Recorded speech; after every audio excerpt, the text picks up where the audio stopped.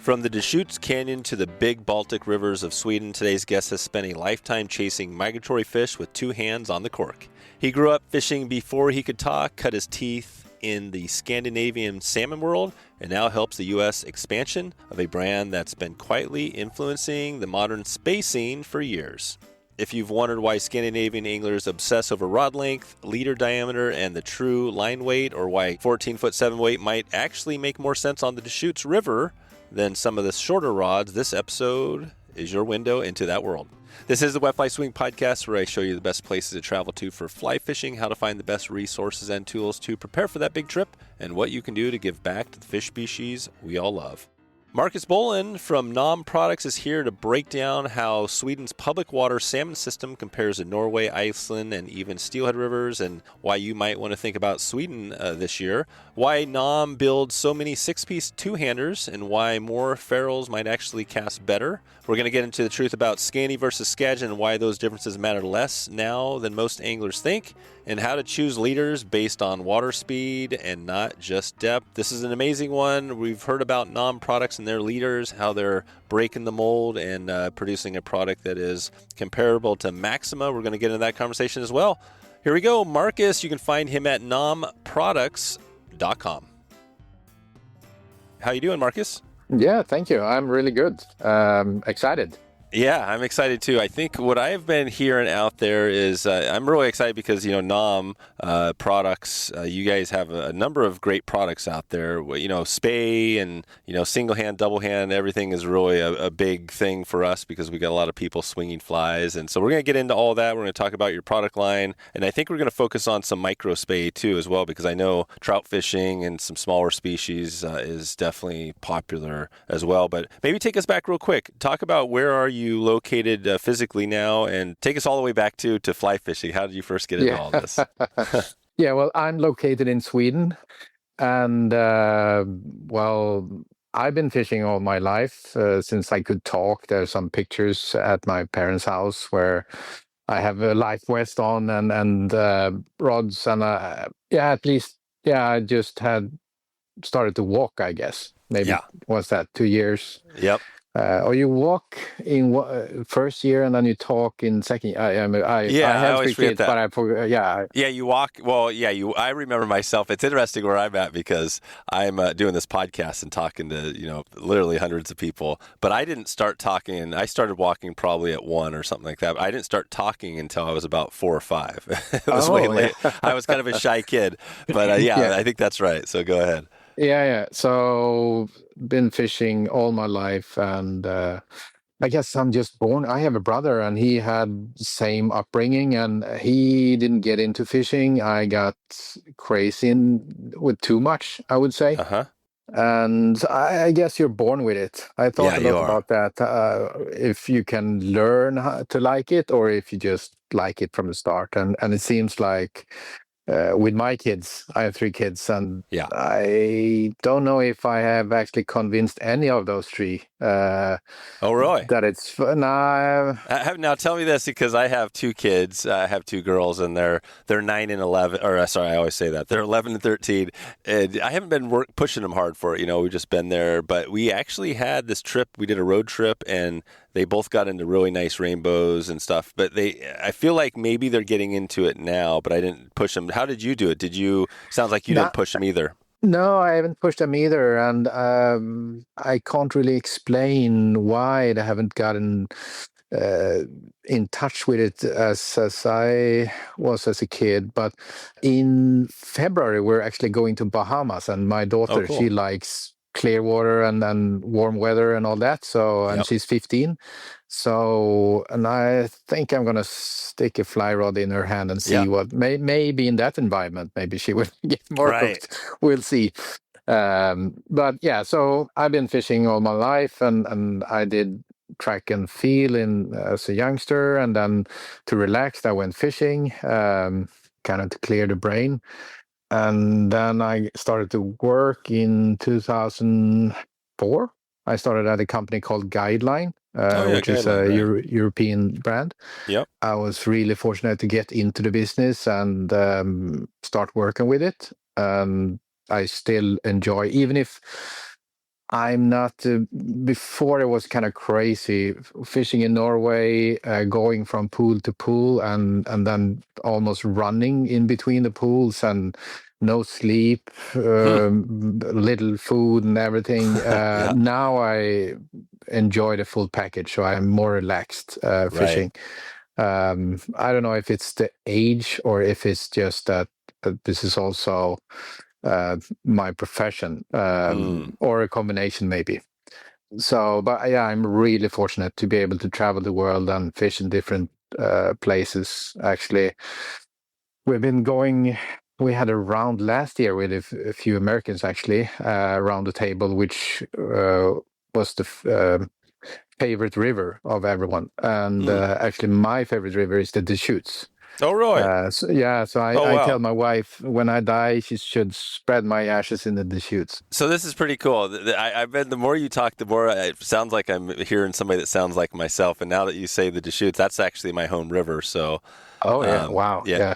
So I'm about I'm 4 hours from it, but the Deschutes, that's pretty cool to hear. So let's take that tangent a little bit on the Deschutes. What was your first trip out there on the Deschutes? What got you hooked on the Deschutes?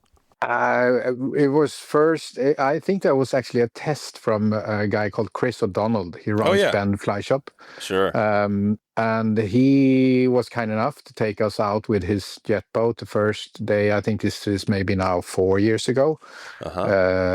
And we didn't actually see a steelhead, nothing, but just a pure environment of the desert, cold water, floating line, still quite longer casts, and just the type of fishery and just the surrounding of being in that canyon.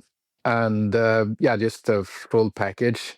And then we did 2 years after that, we did a trip with Barrett and Curtis. That was just sleeping under the sky. Yeah, it's just. Yeah. So it's just a perfect combination of being there in September. It's warm outside. The river is cold, so you're always comfortable. It's just everything around it is just lovely. How the fish. The fish are active, right? There's summer steelhead. Yeah. We've done, probably like you, we've traveled around and done a lot of different steelhead episodes or, steelhead trips. But yeah, the Deschutes, for those that haven't been there, what makes it special is it's on the east side of the mountain range in Oregon, which makes it's the desert. Everything people don't realize, I think a lot of people think of Oregon as a big super rainy, and it is the west side. But when you get to the east, it's less than 10 inches of rain, and it's the desert. But within that, you've got this giant 4,500 CFS river flowing right through the middle of the desert, and it's cold and it's a tailwater, and you have steelhead migrating up from through the Columbia River, the biggest river in the western United States, and they're turning into the Deschutes for that cold water, and then you're out there under the stars and enjoying it and swinging up a fish. Yeah, it's just lovely, and so that's the big upside of this job, to travel and get to see places like that. It's most, I would say, Swedish people that go for steelhead. They have it's more common they go to Canada and to BC. Sure. Very few Swedish people actually go to Oregon for steelhead fishing. Right. And that's a shame a little bit, because they miss such a beautiful place, I think. Yeah. And I obviously also love to fish back home as well. Sweden, Norway. Sure. Yeah, you guys have some good. You have some amazing rivers back in your neck of the woods too. Well, I think I was thinking today to talk microspaying. We'll probably mix up a little bit, but the fact that you mentioned the Deschutes, I think we should get into a conversation as well about steelhead. Choosing the right gear for something there. But let's take it back high level on, NAM. And I've heard a number of great things. One thing is, the leaders, that you guys have some leaders that are really, amazing. I think Maxima is the leader a lot of people hear about for steelhead for a number of reasons. But let's go down that because I know Brian Niska on our In the Bucket podcast has talked about this. What is it about those leaders? Why is there so much buzz? What did you guys create there? Yeah, well, it's kind of also we're trying to adapt to the American market there a little bit, because we over here, we don't talk about how strong the material is. We talk about how thick it is, and also in millimeters, which confuse you guys even more. Yeah, right. We're not that smart. No. So what we were looking for was actually material which is thin and strong. Okay. And we think, and it has very little memory. Also, the material it's a coated. It has a fluorocarbon core, and then it has a mono coating on it. So it kind of have the benefits of both fluorocarbon and mono. Is it mono though? It's not fluoro? No, it's both. Oh, it's both. It is. So you have Yeah, both. so it's both, and that makes it so it has very little memory. It's supple enough, and it's very strong for its diameter, Yeah, right. or for how thick it is. As we see it, because back here we fish with as strong material as we can find, but still we don't want it to be too stiff or too fat, because then, the fly doesn't move right. Yeah. At least when you fish with a smaller, maybe hook salmon fly, then the leader material, if you can have an open nut, but it's not the same really. So then you have lots of benefits of being able to use really strong material which is not too thick. And I guess that's the difference. Maxima is really nice and soft, but if you compare how strong our material is to Maxima, it's way thinner. So Yeah, we it's actually thinner. recommend, if you buy our material, take much stronger than you're used to. Also, if it's too thin, if you have the same strength as Maxima, you could get problems if the leader goes on rock, or you fight the fish or something like that. If the material is thinner, it's not as strong abrasion as it is with a thicker material. So it has some ups and Yeah. but yeah, you just have to find the Yeah, you have to perfect find it. size for you, and also that, so you don't want your tipping material to be too strong, because then if you get stuck or snag somewhere, then you Right. might break your line instead of the tip. You always want the tip to break. So Yeah, gotcha. Is this the density, how do you pronounce it? Is it Zentai high yeah, density leader? it's just something. It's in Japanese. Is the meaning of it is whole, as I understand.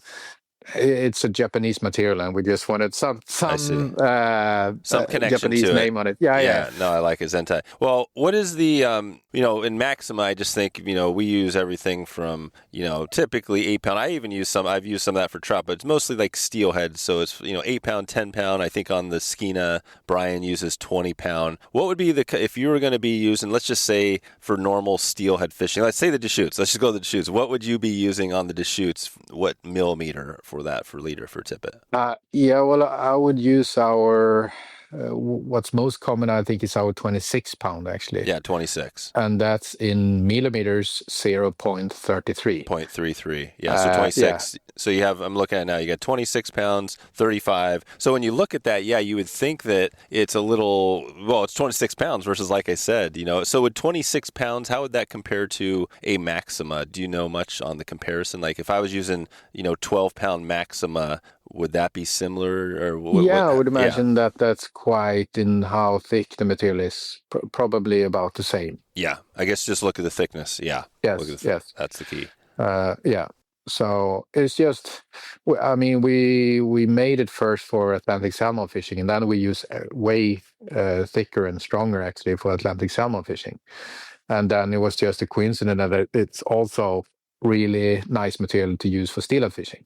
Yeah. But the main thing from the start was to find a material which was really suitable for salmon fishing. And then we use really strong stuff.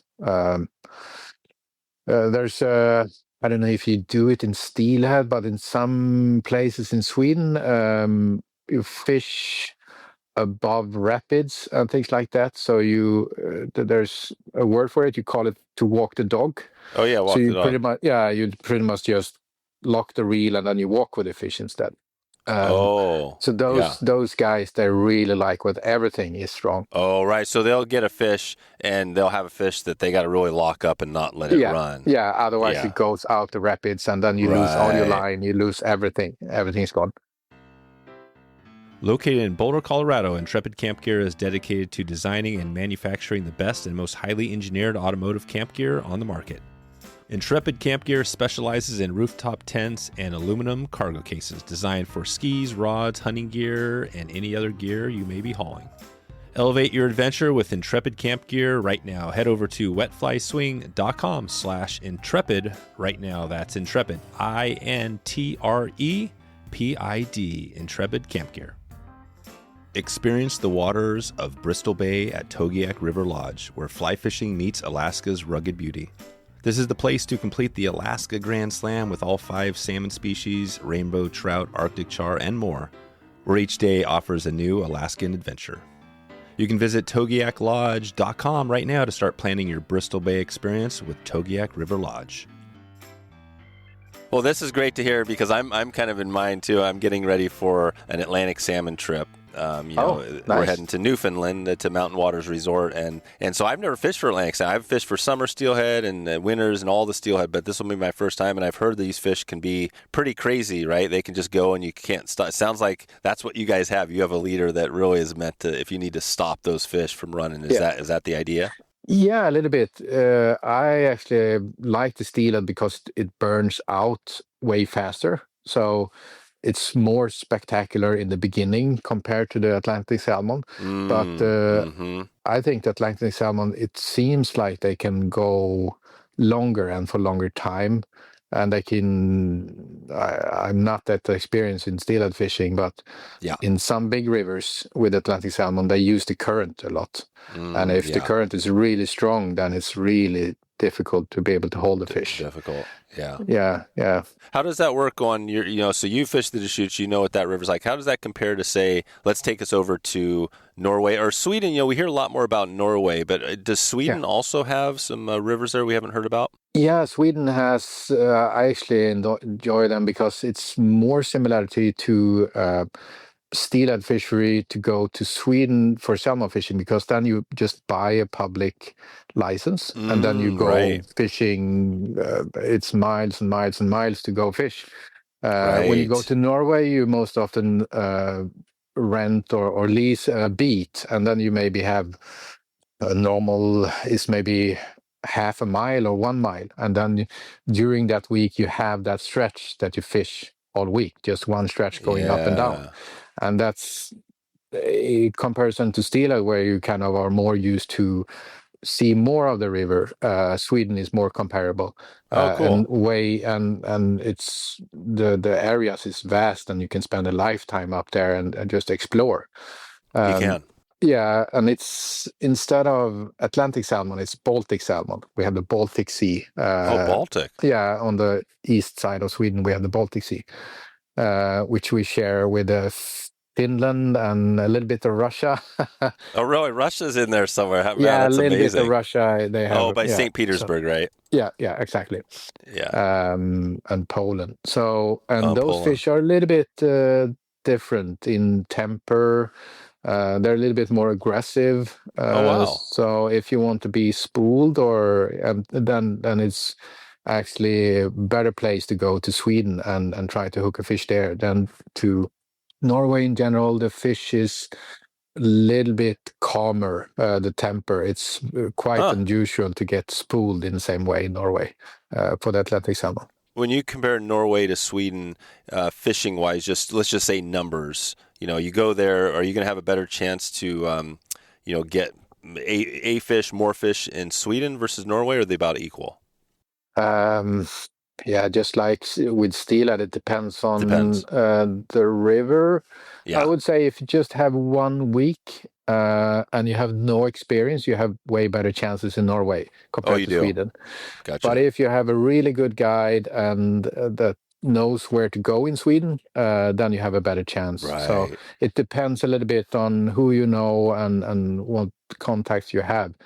And the fish can be bigger in Sweden also. And bigger, yeah. I feel like that's what some people would be doing. I might do it if it was just me, where you have maybe I don't know if you can DIY it, but you go in there and you get a guide maybe for a day or two or something like that. You learn the area and then you go on your own and spend a few weeks there, maybe a month or something like that fishing. Could you do that in Yeah, Sweden? yeah, yeah, absolutely. That you could do in Sweden. It will be way more difficult to do that in Norway because it's Expensive yeah, and it's permits and expensive, everything. and Iceland would be even tougher to do that.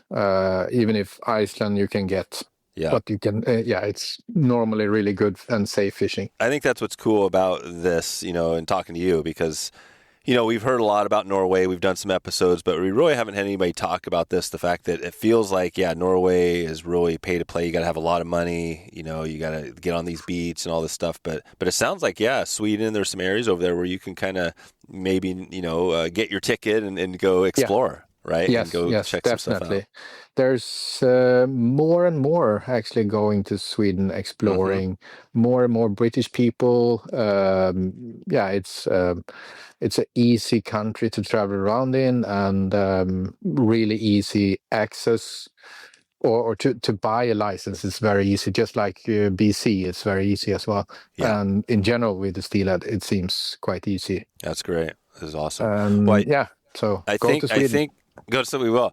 Well, I think the challenge here is Marcus is I love when I have these podcasts because I could just tell you we could talk for hours and hours and we wouldn't run out of stuff because you got so many. So I think I'm already realizing we're gonna have to bring you back on for another Yeah. one. But let's jump into today. I want to talk about, like we said, we've got the steelhead, we got the leaders. I really want to talk about NAM and what they're doing differently because I feel like in the U.S. We've talked about this bay, the revolution, right, from early in the days to now where Yeah. we're doing these really. It's all Skagit, it's all heavy, it's Yeah. all short, and Nam is doing something different. Talk about your spay line, maybe focus on that a little bit, and talk about what you guys are doing there. Scandi versus Skagit and all that. Yeah, actually, when we started in the North America, I thought that it was a huge difference in culture when it came to what rods do people like, what lines do the people like to put on their rods, and we had to adapt a lot to that. What line weight we should put on the rods, what is a 7 weight, what is 6 weight, what is an 8 weight, and then the more and more I fished in the US, and the more and more people we brought over here to us, I realized that it's actually not a huge difference. Hmm. Actually, and also there's been a between Norway and Swedes. In the past, people had talked that the Swedes like way lighter line than the Norwegian, but then it's just I think misunderstanding in just how long leader do you use, and if you actually fish with people, people seem to have quite similar taste. Mm-hmm. So we started out with having a different stock actually in the US. Our road program was different from in the US compared to the European warehouse we had, and the stock we had here.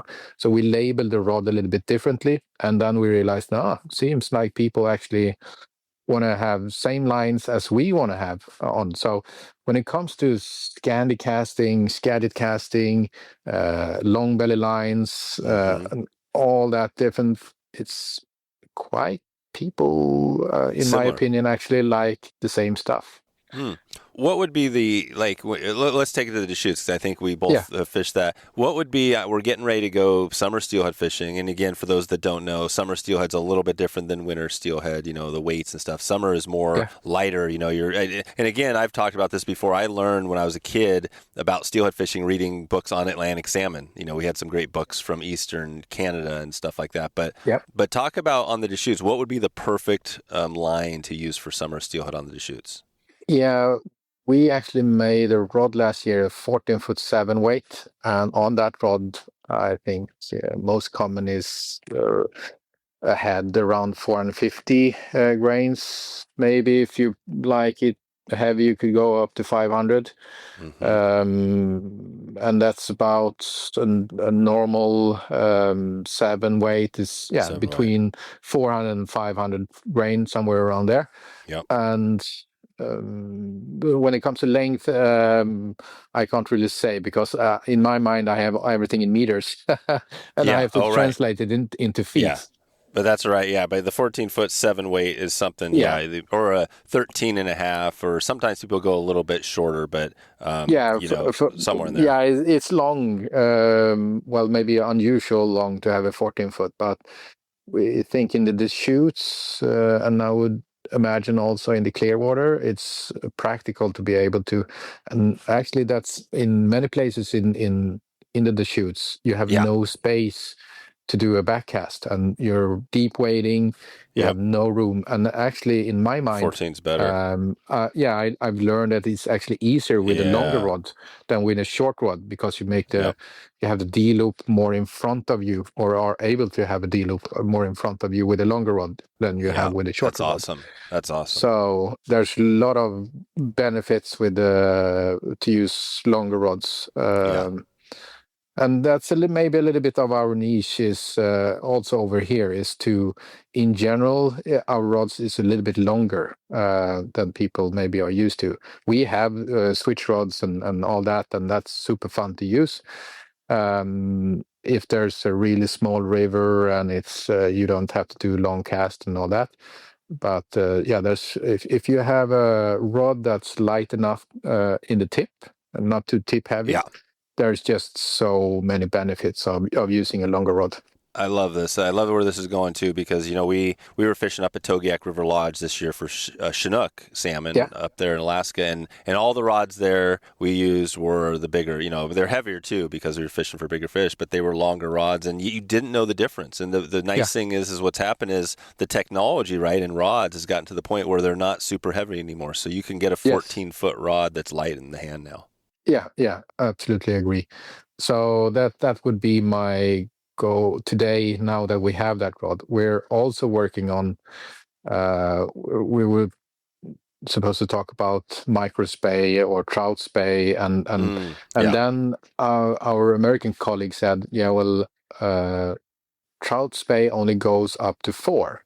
Oh, right. But we wanted to make a 5 weight and a 6 weight, so we thought about it, and maybe we had to invent a new term. Mm. So I don't know if it's right that trout spay isn't available maybe in 5 and 6, but we Mm-hmm. wanted to make a rod in 5 and 6 that is kind of in the same series or the same style as our trout spay rods. So that's what we're doing, and we're calling it light spay. Oh, light spay. Yeah, I don't know if that's right or wrong, but yeah, just to kind You of got your own, have a yeah. series. I'm looking at one now, the trout spay. I'm looking at so you have 6-piece rods too. You're doing there. Yeah, we don't see any downside when it comes to rod action on the 6-piece. We actually think they perform as good or sometimes even better than a 4-piece.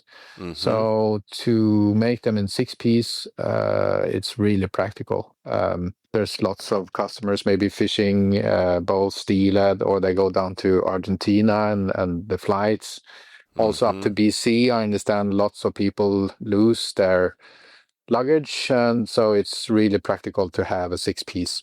It is. Especially for spay. And we've been talking a lot about this because we've had another company, Pescador on the Fly, who does a trout rod. They're mostly focused on trout, and it's a 6-piece. And man, I've been using that traveling around the country, and it just disappears. I mean, you could throw it in any bag pretty much, and it's gone. You don't have to check it. It's just it's just there. So then that's the cool thing with the spay rod, because a spay rod, if you're talking a 14-foot rod, 13, whatever, a 4-piece rod is gigantic. So you're talking 6 pieces makes a difference when you're traveling. Yes, yeah. So yeah, we lean a lot on the 6-piece in general. We make a lot of 6-piece, and more is coming. Maybe not the 9-footer we have in general. We have 5-piece in 9-foot as well, but most of our are 4-piece. 4-piece. We Okay. try to make a 2-piece for tarpon fishing, Oh, right. but it seems like most people wanted 4-piece down there as well. 4-piece. So Okay. yeah, This is or even cool. 1-piece, but that's So, yeah, you guys. So, what is your focus? So, let's go back high level on products. So, yes. what do you think is the thing? It sounds like you guys are doing a lot out there. What did you get started with? What was your first kind of rod line, and what do you think is your sweet spot now that you guys are really focusing on? Is it spay or is it trout, a single hand? What do you think? Or you do it all? Yeah, we became a little bit of a Spey brand, and maybe that's because how we started. We had the idea that if we start from the top, so we actually started with a 17-foot rod, long, Wow. because it's the longer rod in what I believe is harder to make, or to make it good Light. and balanced. Right. And so we started from the top and then went shorter and shorter and shorter. I see. So over here, first year, 2018 was probably our first year. Then our most sold rods was our 16-foot rod. So yeah, we're kind of known for The long bigger rod and for especially Atlantic salmon. And Atlantic salmon, yeah. So you started there as Atlantic salmon with the long rods, and these are traditional, like long belly. You're not talking about Skagit or really Scandi. Or talk about that a little bit. Were these, what lines were you casting? No, we're using quite short shooting heads on the long rods. Again, if it's no room for a backcast and you have a really heavy sinking line on, sometimes you need to find the fish really, so it's a full sinking line. The full head is sinking, not so you just got a bigger tip. Yeah, and you got a bigger lever. Yeah, and then it's way easier to do that with a long, to just lift the line out of the water is way easier actually with a longer rod, and everything just becomes way easier fishing with that program. So yeah. Is there we talk about 17-foot, which sounds like a super long rod, but could there be like take it to the extreme, an 18, 19, 20-foot rod, right? Could you build something? Would there be an advantage of even going bigger? Yeah, we had a 18-foot, which we actually made for competition casting for the people that compete in casting. But we sold a few for competitor casters, but most we actually sold for people that were fishing. And there's one pool up in the northern part of Sweden where the people, it's kind of famous, and it's below a big waterfall. And people believe that the guy that casts the furthest is the one that catch the fish. So if you come there with a 16-foot, the next guy come with a 17, and then the next guy with his 18 to cast further. Yeah. So we sold most of those rods actually up there to that specific pool actually, because it's so famous, and the guy that is throwing the furthest, as I said, is the king for the day, and that's it. Yeah, that's pretty good. Yeah, it's fishing, but it's still a little bit of I shouldn't say competing. It's extreme. Still for the fun, but it's still it's extreme, as you say. Up there, when you look at northern Sweden, so you mentioned the Baltic Sea on the on that side there. As you look north, is there a connection in northern Sweden out to the Norwegian Sea? Is there a direct or tributaries flowing in from Sweden through Norway out into the Norwegian Sea? Or is there a mountain range? It looks like there might be mountains. Yeah, it could be a few rivers might start in Sweden and then go into Norway and then out to the Atlantic Sea. Yeah, there probably is a few of those. And obviously there's lots of people, because the Swedish river gets warm way faster than the Norwegian, because it's more melt water, more snow going into the Norwegian rivers. Yep. And so people start their season in Sweden, and then when it gets too warm, then they drive over to Norway instead and fish Norway. Oh, right. So they can lengthen their season that way. So I would say Sweden is good in May, late May and June is safe to go. And then after that, people tend to go to Norway after that. That's most common. Okay, that makes sense. I'm looking at your lines here on NOM products. Well, I guess you've got the Dash, you got the USA, both different depending where you're at. But I see a rod here, the original DH 6 pieces. What would be the rod again for the Deschutes? Let's say you want to pick up that. You said the 14-foot 7 weight. What would be the line if we want to look at it here? Because I see the Ren double hand. I see the OS double hand. Which one is that one you're thinking for the Deschutes? Yeah, that was the Ren 14-foot 7 weight. 14 Ren. Brown rod. Yeah, and 5 pieces or 6? You have a 5-piece there too. That one there is 5-piece. Oh, 5, yeah, the Ren double hand. A little bit weird, because when some people, as I understand, over here we use rod racks. So we put the rods on the car and then we drive from pool to pool. In some areas, that's not so smart to do, then you want to pick your rod maybe in 2 pieces or 3 pieces, and then put it in your car instead. Yeah. And then when it's 3-piece or 5-piece, then it's a little bit trickier because, okay, you can't split it in the middle. Oh, right. Yeah, you can't break it down in half. Yeah. Yeah, exactly. So a few people are kind of confused on that, but we just see the 5-piece as a new 3-piece, a kind of a little bit more old school in a way. Yeah, the 3-piece. Yeah, I remember the 3-piece as well. Yeah, it's funny because of the way this rod has gone, right? We started out with, I'm old enough to remember when the 2-piece rod was all you had. It was the 2-piece rod, and that was what you had. And then you got to a 4-piece, and you're like, wow, this is great. But I do remember Echo specifically. Echo had a 3-piece rod back in whenever that was, and I still have it. I still have it, but I always wondered, like, why the 3-piece rod versus the 4? And it was probably maybe the tech wasn't there to keep it as light, or why did you go for the 5, just to switch it up a little bit? Yeah, just as, yeah, exactly. Yeah. And a 5 is a little bit easier to travel with than a 4, but a 6 is even better when it comes to traveling. Yeah. And when it comes to rod action, we have noticed that actually almost the more pieces, the better almost. Oh, really? Like you might even be like thinking an 8-piece? Maybe if we make a really long, otherwise, if we make a short rod in 8-piece, it will be very, very short parts. Very short. And maybe throw it in your back pocket. Yeah, it's just a hustle to put the rod together. Yeah, too much work. Yeah, exactly. But 6 might be just the perfect number. Let's take a break and check in with Jackson Hole Fly Company right now. The right gear can turn a good day on the water into an unforgettable one. Jackson Hole Fly Company's combo kits are built to match the rhythm of the river, giving you everything you need in one simple package. Each kit pairs a perfectly matched rod and reel with essential accessories, ready to fish right out of the box. From the beginner-friendly Crystal Creek to the high-performance Flat Creek, there's a setup for every angler. And don't forget about their packs and slings. I've been loving my Jackson Hole sling pack for a number of years now. The perfect size to fit all your gear, but not too heavy and not too big to drag you down.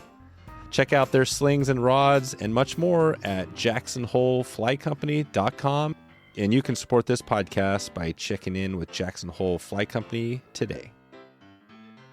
Well, this is awesome. So I'm looking at it now, and we'll put a link in the show notes to the Wren DH5 piece. That's the 5-piece we're talking about here, and obviously you have the 6. But I see, the 9140. You got the everything we talked about. So that's the rod, and then you guys talk about. So you got the rods, and I guess line wise, are you guys doing? Do you have the lines, or you guys focus more on rods and tippet?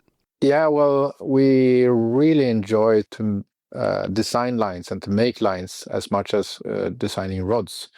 Rods, we're really fortunate to have a really good manufacturer or a factory. Mm-hmm. Lines has been more difficult to actually find somebody to work with, or even we have even looked into building our own line factory. So we really, really want to make lines, but it's been tricky to find the right manufacturer. Because there's only a few. Right, I think we've talked about that in the U.S. We've had a number of all the big brands on, and we've heard that story. In fact, we had, interesting episode recently. Well, Airflow is a good example. Airflow was over on your side, and it's come across, and now I think it's owned over here. But I feel like lines, there's only a few companies that actually build the lines, right, for everybody else. So you got, and so it sounds like it's the same way over in Europe.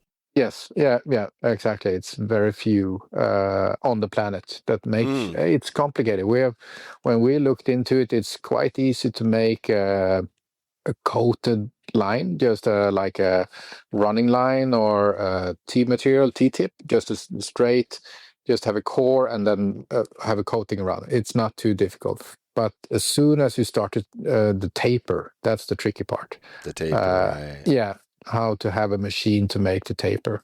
And so we have some smaller factories that we make some lines that we sell over here, but we want to scale up and also have available lines in the States eventually. Yeah, so that's something that we're working on, and it's so much fun actually to design lines also.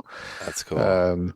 yeah, so that's on the to-do list. That's coming. That's on to do this. Yeah, Well, I yeah. like what I like what you guys have done, because you have. I feel like there's this saying that I've said a lot, but it's the riches are in the niches. You start in niches in Canada, I think, and they say niches, but essentially the idea being like business, you start very niched down in one thing, and then you become the best at that thing, and then eventually you grow out of that. So like you guys, obviously, well, we said two things, but the leader thing that you guys have, that, and then the rods, right? Those are your two things, and then eventually, yes, it sounds like you've nailed that. You maybe get into lines later on.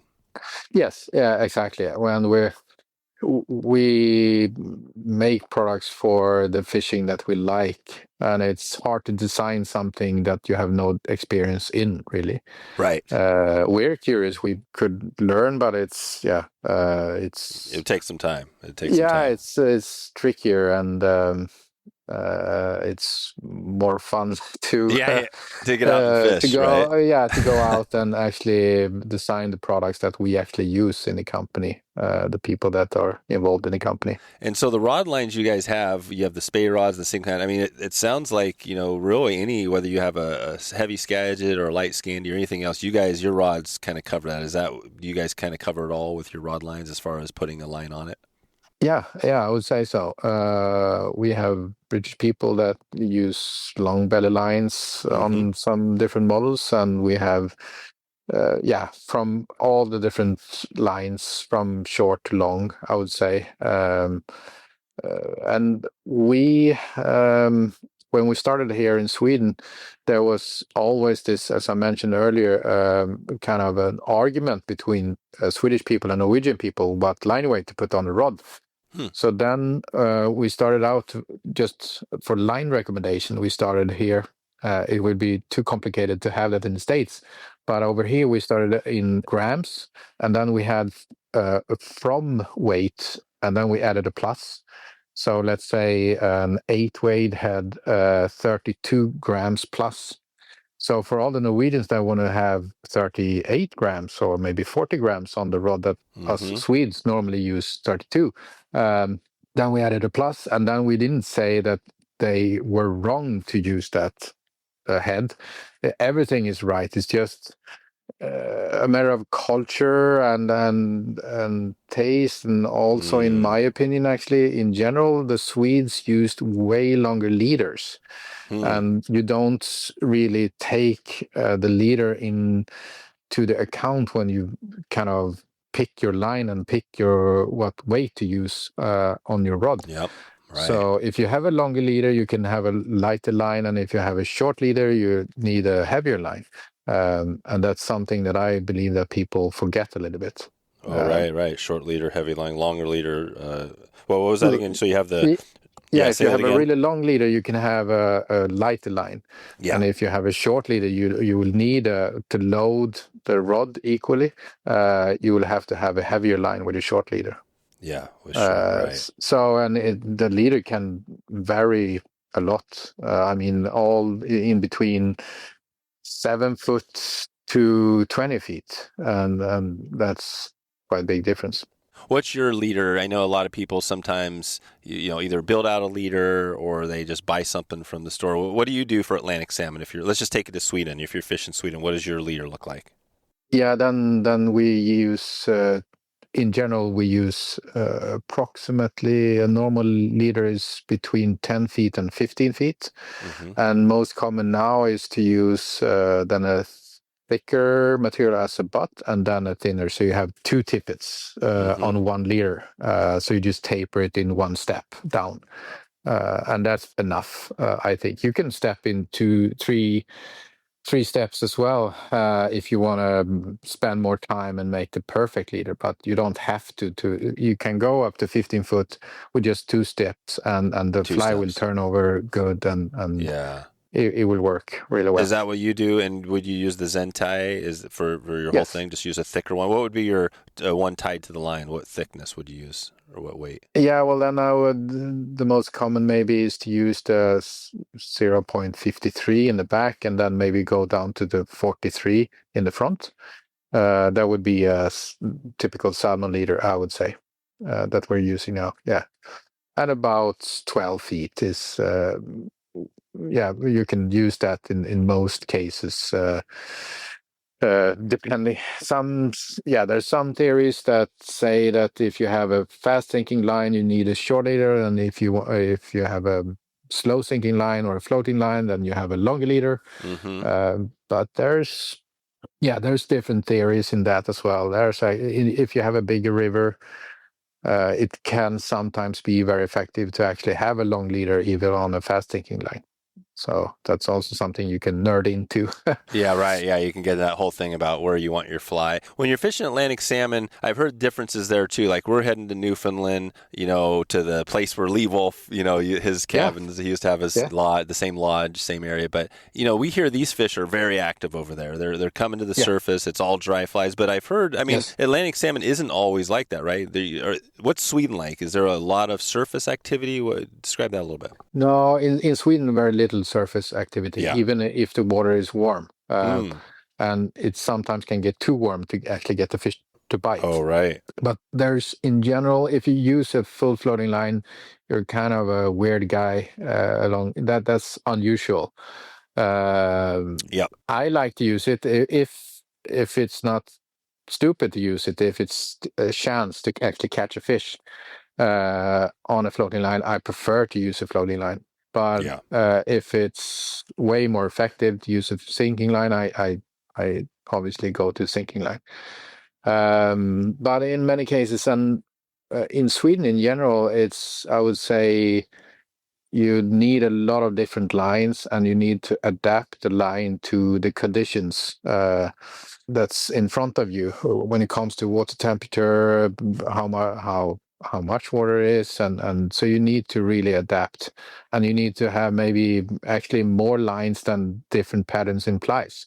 Right. So you can go a session and you can change maybe lines 3 times in one day, just to have it perfect. Some people actually have maybe 2 of the same rods, and then they have 2 different line setups on those rods, so they don't have to actually switch lines on the rods they have. So that's also effective. Within the same session, you might come through. Within the same session. I know a Norwegian guy. He's the most effective fisherman in Norwegian River, and he has 3 of the same rods. So he puts the 2 of the rods that he doesn't use.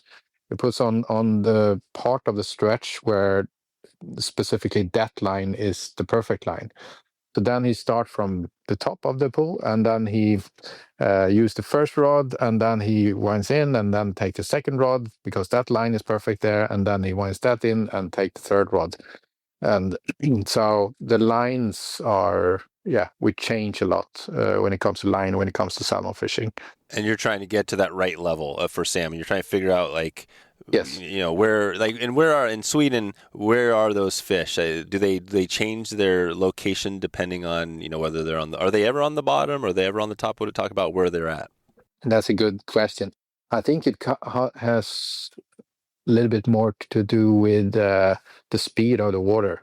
Just when it's really high speed, then you just need a faster sinking line to get to the perfect depths on the fish to actually get interested into your fly. Right. So it has more to do, I would almost say, with the speed of the water than of the depth of the water. The speed, yeah. To adapt the perfect line for the actual speed. Yeah, to get the right presentation, to get that fly so it's not, we've talked about that a lot, right? Mending, getting it so the fly is presented right, so it's not just zipping by the fish, it's actually getting the fish to take it, right? So you got to figure that, and the right sinking line is going to make the fly perform correctly. Yes. Speed is really crucial in general, and I would probably, when you go up there, and you will, I would say 99% use a full floating line going up to Newfoundland. But also when it comes to up there, I would imagine that speed. What speed? I would imagine that stripping the fly, do things that I did when I started steelhead fishing, and the guy told me, don't do that, don't touch the line. right, you're stripping and making it. So I want to trigger the fish to bite in the Atlantic salmon. But when it comes to steelhead, I'm quite amazed how slow you can present the fly, and still the steelhead takes it. They still take it. I know. Yeah, it is pretty amazing. Well, summer steelhead especially, it's different when you get to winters because the water's colder and you're down deeper and things are changing. But no, it's pretty awesome. I'm really excited about seeing it finally, and hopefully eventually I can get up in your neck of the woods too, get up to Sweden. I would love to swing some flies and check that out up there too. So, well, tell us before, we're going to start to take it out here in a bit, but talk about anything else we're missing with NAM as far as the products, because we talked about the rods. We haven't dug in deep on trout. Do you want to touch base on some of the other lineup? Yeah, talk about that. Are you fishing for trout in Sweden as well? Yes, definitely. Sweden is a good destination for kind of a classical 9'5" weight fishery. So we have lots of that.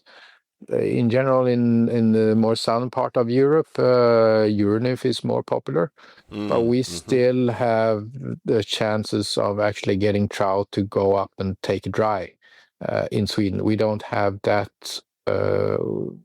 There's still rivers that is not too populated or too many people actually going there. So you can still get some interest on a dry fly. In southern part of Europe, there's lots of good trout fishery as well, but it's so much more effective with the Euronymph techniques.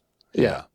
So far, we don't have any Euronymph setups, but we have lots of different options when it comes to classic trout fishery, when you use a floating line and dry fly or a nymph for more traditional ways. We went to, 3 years ago, to Montana, to Yellowstone.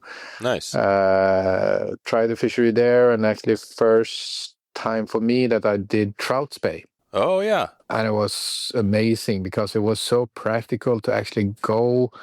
We just got recommended a area which was really big, so we actually didn't have a clue where the fish were. So instead of using a 9'5" weight, doing all those false casts that you usually do, and it's not time effective, we used trout spay rods. We did just like fishing for steelhead and covered so much more water, so much faster. And we could still fish very delicate with long leaders. So we didn't spook the fish. And it was really, really effective. Wow. What flies were you using there when you were fishing the trout spay? Soft tackles. Soft tackles. So swinging flies. Yeah, and long, maybe 15-foot leaders with a trout spay. Quite short head, and it was really, really effective to do that, and a lot of fun. We caught a lot of fish, and it was as fun, or even maybe more fun than on a traditional 9'5" weight, I would say. So there are benefits but still some rivers are smaller, and or if you're in a lake. I know in Japan, I've heard that they use 200 rods going around in a lake because it's not allowed to use a boat. So they have to cast really far, but from the bank in the lakes.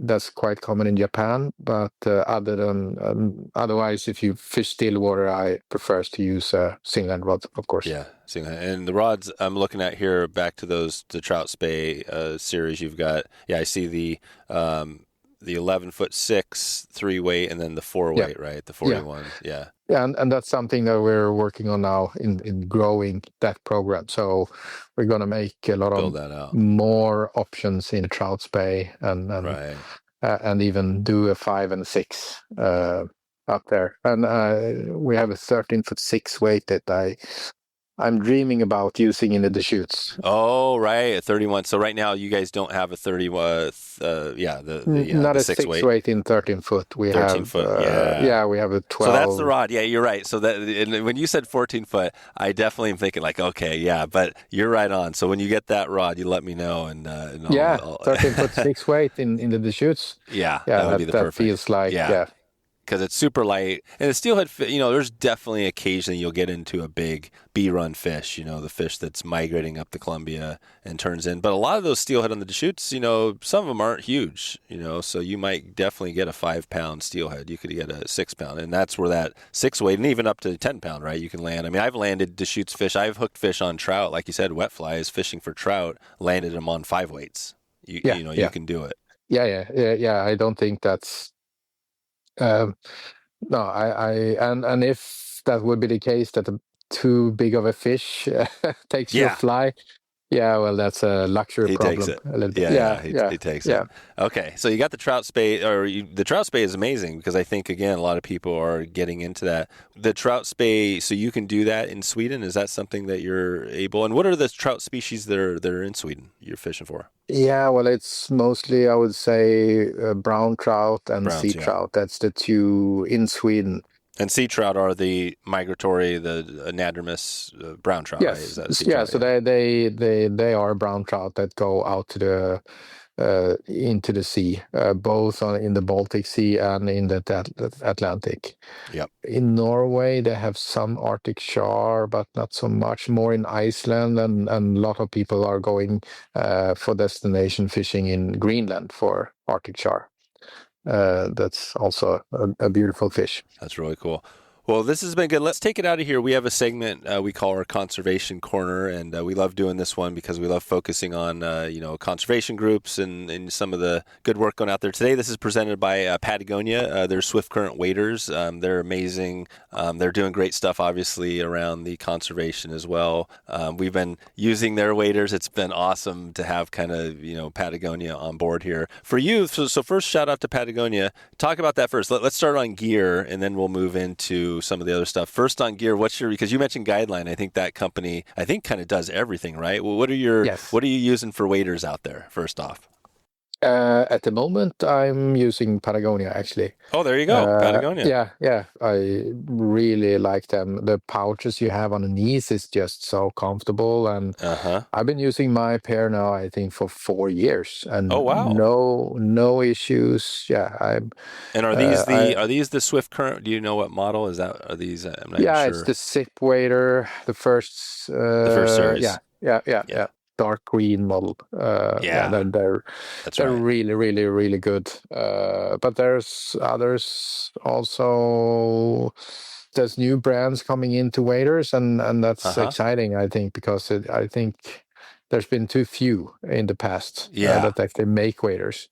And I understand because it's tricky. Yeah. Well, it's. We did an episode recently with Patagonia, and we talked about how they developed the waders, and the challenge is the waders is your ultimate thing. Meaning first off, if it leaks on you, it almost ruins your trip, right? So it's that product, but then it's not going to last forever either. But I think that's where Patagonia has got it right because they've really put an effort into service. So if you do have problems, they're going to fix it or replace it. You know what I mean? Usually at no charge. Yeah, and also I realized that most of the time that you actually use your waders, you're on land and actually not in the water. So you should be comfortable on land and you should be dry when you're in the water, and that's quite tricky. Yeah. I don't know if waders are actually breeding or if they're semi-breeding, but it's just not to get too. And I realized that some waders, actually, if you go into the water and then out of the water, on some waders, which is really good with the Patagonia ones, is that it's a good repellent, or the water actually goes off the waders, so you dry out really fast. Oh, right. And some waders, they kind of, you go into the water and out of the water, and the water is still on the wader. There's no repellent, and so you still kind of, and then you sit down on log or something like that, and then you kind of get that moisture pushed into. So that's something that I really enjoy with waders that dry really fast when you go out of the water. Then you just feel like you're more dry or more comfortable. I can't explain. We talked about it on the podcast, but they're doing a number of things. Obviously, conservation is always big. They're getting rid of forever chemicals. That's the one thing they've got out of their line is they've created these waders that don't have any of those terrible chemicals that never go away in the environment, right? So they're doing their part. So that's awesome. So that's a nice big shout out to Patagonia. Talk about the conservation. Are there groups, local groups up in Sweden? I'm sure you guys have seen ups and downs with Atlantic salmon salmon numbers, just like other places. Is that Yes. something you guys are thinking about? Are there groups up there doing work, or what are your thoughts there? Yeah. There's people doing uh, great things, and they're trying to buy out old netting in the Oh, sea right. that Yeah, you the can do in the netting, sea, and that the because net it pins. just and the Baltic salmon is a really great fish when it comes to sport fishing, or because they're so aggressive. Mm-hmm. But when the sea is um, it is a sea and it's connected to the Atlantic salmon, but the water isn't really changed a lot. So then when it comes to heavy metals in the Oh, fish, so it's a right. little bit, it's not, so if you're pregnant, you're not allowed to eat Baltic fish more than once a month or something like that, Right, or right. even not eat it. So it's not really healthy for you. So it would be better just to let the fish be, because it's not healthy food anyhow, Yeah. and then eat healthy fish Right. from another sea. Or as I understand, if you should buy a salmon, the ones in Alaska is good for you, or because there's no fish farming in Alaska, as I understand it. Yeah, there's no fish farm. Yeah, Yeah, that's the big thing you guys have to deal with is yeah, we've heard about that a lot. The fish farming, the net pins, there's diseases that start there and that affects the wild yeah. population. Because you guys still have, we're talking, these are wild fish that are coming back you're fishing for, right? Do you have hatcheries that are coming back as well into the stream? Yeah, in the Baltic Sea, there's wild fish, Yeah, it's all of wild. it. Yeah, and most of it in Norway. There's some rivers in Iceland that's too cold for the fish to spawn. So that's actually the most famous ones are hatchery fish. But in general, it's wild fish that you fish Yeah, for. it's Uh, wild fish. Okay. yeah. This is perfect. Well, I've got a couple more for you, then we'll get out here really quick. One thing I was just want to give a heads up. We mentioned again on the leader, we talked about the diameter, which is the big thing we talked about. The leader that you like was, I think you said, I'm going to look at the Zentai. You mentioned you build your 12-foot leader. Starts with 60 pounds at the butt and then down to 45, but that's 0.53 and 0.43 millimeters, which is really interesting because you were talking 60 pound and 45. I just looked at it in Maxima at 8 pound. So 8 pound, which is a lot less, 0.25 millimeters, Yeah, right? yeah, So we're literally looking at it's closer to point two. I'm just looking at your other. Yeah, so your 0.25 millimeters is 16 pounds. So it's yeah, like yeah. twice the poundage, right, of the equivalent millimeters. Yeah, it's really, really strong. Yeah, But you should be careful going too too heavy thin, yeah, or or too thin. thin also, because just of the abrasion. Oh, the abrasion, Because right? yeah, it makes a big difference if the material is thicker when it comes to abrasion. Yeah, it's thicker. Okay. Yeah. So if I was going to use it on the Deschutes, I might go with maybe you think that 0.33, or do you think the So point no four that's or the 4.3? yeah. No, the 3.3 is the 26 pound is perfect for the tissues, I would say. Okay, there you go. So I'm going to pick some of that up. So good. So we got that. And let's talk one more and then we'll get out of here. So cold weather, we talked about waders. How are you staying? You're in an area that gets some cold weather. How do you stay warm in the winter? What's your tip, so you don't freeze out there?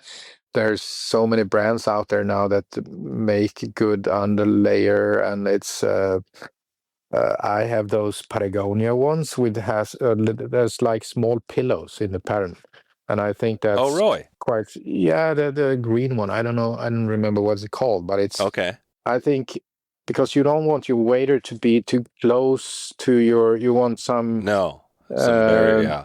yeah, there's this cool, I don't know if you've heard about it. There's a cool brand called Lock Waders. No, lock waders, I haven't. Yeah, they have a cool invention. So they have a 3D mesh inside of their wader, which make a little bit of cushion between you and out the fabric. So Oh, even if you sweat, you never feel the sweat on your body. And wow. I realized this because working at Guideline, they had lots of warranty that actually weren't warranties. It was just people that thought that the Oh, waders were leaking. right. They're sweating. Yeah, there was sweating, and then you go into cold water, and Yep. then the fabric just goes straight onto your leg. It kind of, yeah, the pressure of the water. So then it feels like, oh wow, it gets cold, but the waders aren't leaking. Actually, it's just that all that sweat just suddenly goes to your skin, and then you feel wetter So and colder.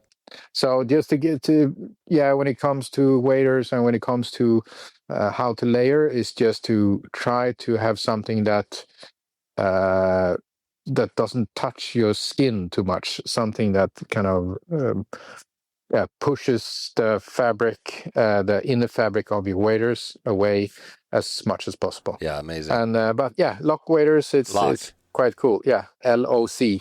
LOC, lock waders. Yeah, they're in Sweden too, right? Are they near your? I see. Yeah, How do you pronounce that? Alingsås. How do you pronounce the city? Yeah, it's where the company is. But it's really close to me, and it's a friend of mine, and Close it to you, okay. seems like quite a lot of steelhead people like it because it's very, very strong waders. And if you're up in BC or wherever you are, in general, it's quite cold. They're super durable waders. I think they have some Kevlar in the fabric and really strong stuff. Oh, Kevlar, right. Yeah, I'm looking at it now. They got a whole thing on here on how to dress too and stuff like that as far as your feet. Yeah. That's the big thing for me. I find that I do well. My feet are the one thing that occasionally I've been in New York fishing for steelhead and frozen my feet off because I didn't have the right the gear. But same thing. It's just layering, having good wool and all that stuff. Yes. Yeah. Perfect. So that's you have to be comfortable when you're out fishing, and sometimes it's cold. Yeah, it is cold. Good. Well, Marcus, this has been great. I think we could. I know you got to get going here, so I think we can leave it there for today, and we'll send everybody out to NAM Products. That's NAM as in mom, namproducts.com if they want to check in with all your lineup. And I just want to thank you for all the great work out there, and it's been good. We've been doing some events a little bit here with you guys, and I'm excited to see the new line. We'd get that 13-footer 6-weight. That'll be fun. Yeah. So thanks again for all your time. Yeah, thank you. It's been a pleasure. Hope you enjoyed that one. If you get a chance, haven't already, you can follow us on Spotify and Apple. Just click that follow button. You'll get the next episode delivered to your inbox. If you're interested in going on a trip with us, getting first access, Wet Fly Swing Pro is the best place. If you're already a member, you have first access to all trips and also everything, all the other goodness in the group, connecting with the community. Go to Wet Fly Swing Pro, wetflyswing.com/pro. We mentioned the trip. We're heading for pike. We're heading up to Saskatchewan for pike fishing. If you want to go and have an amazing northern pike fishing opportunity, this is your chance. Again, check in with me and we'll put it together. I got to get out of here. Got a big day today on the water. Hope you're enjoying your day and hope you have a great morning, a great afternoon, and if it's evening, hope you have a wonderful evening. Get some rest tonight and get ready for that big day on the water fishing tomorrow. Check in with me. If I haven't heard from you before, send me a message. I'd love to hear where you're going, what you're doing. Dave at wetflyswing.com. I always love to hear from people that haven't checked in yet. So if you haven't emailed me, you can do that right now, and I read every single email. Would love to hear where you're coming from in the country and the world. And that's all I got for you. Thanks again, and we will see you and talk to you on the next episode. Have a good one.